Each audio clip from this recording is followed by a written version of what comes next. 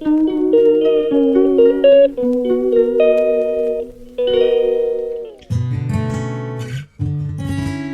With Misir নতুন আরেকটি ব্লগে আপনাদের সবাইকে অনেক স্বাগত। আজকে শনিবার, আজকে সকালবেলা সমস্ত কাজকর্ম সেরে আমি আর মা বেরিয়ে পড়েছি জোকার দিকে। এটা আমরা যাচ্ছি হচ্ছে নিখিল বঙ্গ কল্যাণ সমিতি, তো যেখানে আমরা আমাদের গুড়গুড়িকে দিয়ে এসছিলাম। ওটা একটা অ্যানিমালসদের গ্রেভিয়ার্ড মতন, তো ওখানেই আমরা যাচ্ছি আর একবার সেই জায়গাটা আরেকবার দেখতে, কারণ ও আমাদের মনের খুব কাছের আর মাঝে মাঝেই আমরা ওকে খুবই মিস করি, প্রত্যেকদিনই মিস করি।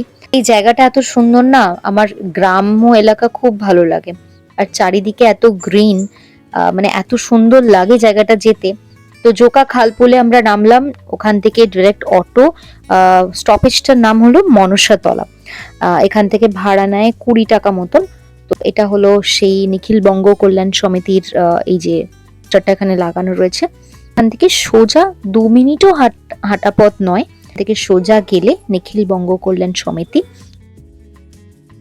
এই সমিতিটা অনেক বিশাল বড় একটা জায়গা জুড়ে।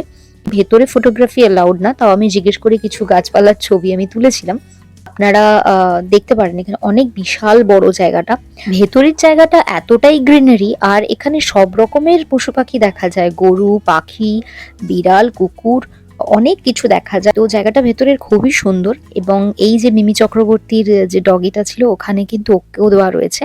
তো ওখান থেকে বেরিয়ে আমরা সোজা চলে আসলাম অশোকা সিনেমা হলের সামনে। এখানে একটা পুরনো সাউথ ইন্ডিয়ান রেস্টুরেন্ট আছে, তো সেই সাউথ ইন্ডিয়ান রেস্টুরেন্টে আমরা দুপুরের লাঞ্চ করলাম। যদিও দুপুর নয়, এখন বিকেল অলমোস্ট 5টার কাছাকাছি।